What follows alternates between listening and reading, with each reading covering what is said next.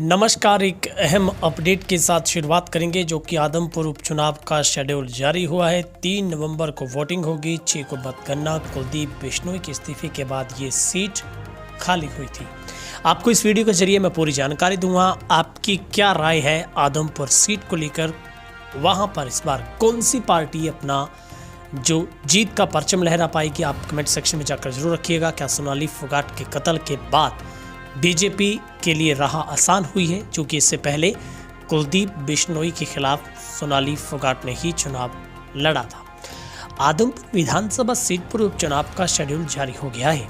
यहां 3 नवंबर को वोटिंग होगी। लगभग 2 महीने पहले कुलदीप बिश्नोई के इस्तीफे के बाद आदमपुर विधानसभा सीट खाली हुई थी। कांग्रेस पार्टी से नाराजगी की वजह से उन्होंने विधानसभा की सदस्यता से इस्तीफा दिया था। कुलदीप ने अब बीजेपी की सदस्यता ले ली है। अब वह अपने बेटे भव्य को अपनी सीट से चुनाव लड़ाना चाहते हैं।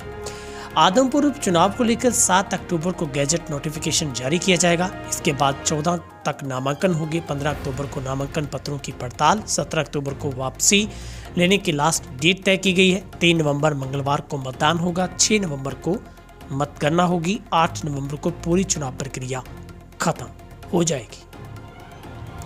आदमपुर विधानसभा सीट का उपचुनाव कुलदीप बिश्नोई की प्रतिष्ठा का सवाल होगा।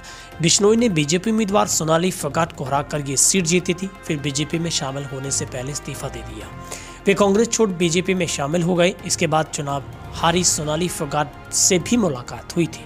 उसके कुछ ही दिन बाद सोनाली का कत्ल हो जाता है। हालांकि बड़ा सवाल यह जरूरी है कि कुलदीप बिश्नोई खुद लड़ेंगे या फिर उनका बेटा चुनाव मैदान में होगा। आदमपुर विधानसभा के उपचुनाव में सोनाली फोगाट की बहन राकेश पूनिया चुनाव लड़ सकती है। हाल ही में हिसार की जाट धर्मशाला में सर्वखाप महापंचायत में उन्होंने इसे संकेत दिए थे। इसके बाद चूंकि उनके पति ने इसकी पुष्टि की थी कि अभी पार्टी तय नहीं, लेकिन रुकेश चुनाव जरूर लड़ेगी।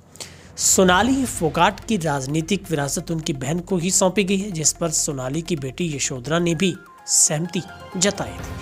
हिसार की जाट धर्मशाला में हुई सर्वखाप महापंचायत में सोनाली की बेटी यशोधरा ने अपनी मौसी रुकेश पूनिया की मां की राजनीतिक विरासत सौंपने की घोषणा की थी। यशोधरा ने कहा कि वे अभी नाबालिग है। उनकी मौसी रुकेश उसकी शुभचिंतक है, इसलिए वो अपनी मां की राजनीतिक विरासत उसे सौंपती है। ऐसे में सोनाली परिवार और खासकर उनकी बेटे के साथ लोगों की सहानुभूति का फायदा उनकी मौसी को मिल सकता है। 2019 में आदमपुर सीट से कांग्रेस की कुलदीप बिश्नोई ने टिकटॉक स्टार बीजेपी प्रत्याशी सोनाली फोगाट को 29,471 वोटों के अंतर से शिकस्त दी थी। कुलदीप बिश्नोई को 63,000 वोट मिले थे, जबकि सोनाली फोगाट को 34,000 वोट मिले थे। कुलदीप बिश्नोई को 51% वोट हासिल हुए। सोनाली फोगाट को महज 27% वोट मिले थे। हरियाणा की आदमपुर विधानसभा सीट पर पूर्व सीएम भजनलाल का कब्जा रहा है। वर्ष 1968 से लेकर 2022 तक की सीट पर उन्हीं के परिवार के सदस्यों को जीत हासिल हुई है। 1968 से लेकर 1982 तक भजनलाल आदमपुर सीट से विधायक रहे। इसके बाद 1987 में उनकी पत्नी जसमा देवी बिश्नोई ने कांग्रेस के प्रत्याशी के रूप में चुनाव लड़ा और जीत दर्ज की। 1991 में फिर चुनाव हुए। भजनलाल ने जीत दर्ज की। इसके बाद वे इस सीट से 2005 तक विधायक रहे। 2009 में उनकी बहू और कुलदीप बिश्नोई की पत्नी रेणुका बिश्नोई इस सीट से विधायक बनी। 2014 में भजनलाल के बेटे और कुलदीप बिश्नोई ने चुनाव लड़ा, जीत दर्ज की। 2019 में कुलदीप बिश्नोई ने कांग्रेस के विधायक बने। हालांकि वे अब इस्तीफा देकर बीजेपी में शामिल हो चुके हैं। तो एक बड़ी अपडेट दी है, जिसमें हरियाणा की राजनीति में फिर से अब एक नई जो पारी की शुरुआत हो गई है। सभी तमाम सियासी पार्टियों के लिए ये एक 2024 से पहले का सेमीफाइनल है। निश्चित तौर पर बीजेपी और कुलदीप बिश्नोई के लिए सांख का सवाल। तो ऐसे में कांग्रेस भी इस सेमीफाइनल को जीतकर फाइनल की दहलीज को आसान करना चाहती है।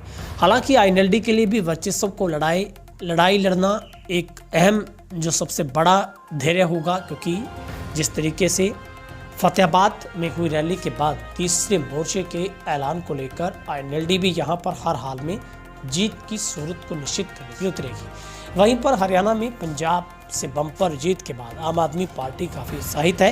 कहीं ना कहीं आम आदमी पार्टी की हरियाणा में एंट्री को लेकर ये एक चुनाव एक नतीजे के तौर पर सामने होगा। अगर यहाँ पर वोट प्रतिशत में आम आदमी पार्टी कुछ खास करती है तो शायद 2024 के चुनाव में आम आदमी पार्टी तमाम पार्टियों के लिए मुश्किलात पैदा कर सकती है। लेकिन ये तय उपचुनाव आदमपुर का ही करेगा, जो हरियाणा की कई ऐसी पार्टियों के लिए सांख का सवाल बनेगा। तो आम आदमी पार्टी से पहले कुलदीप बिश्नोई, जिन्होंने कांग्रेस छोड़ बीजेपी का दामन थामा, उनके लिए ये सबसे जरूरी चुनाव है। आपकी राय कमेंट सेक्शन में देखेंगे। बहुत बहुत शुक्रिया।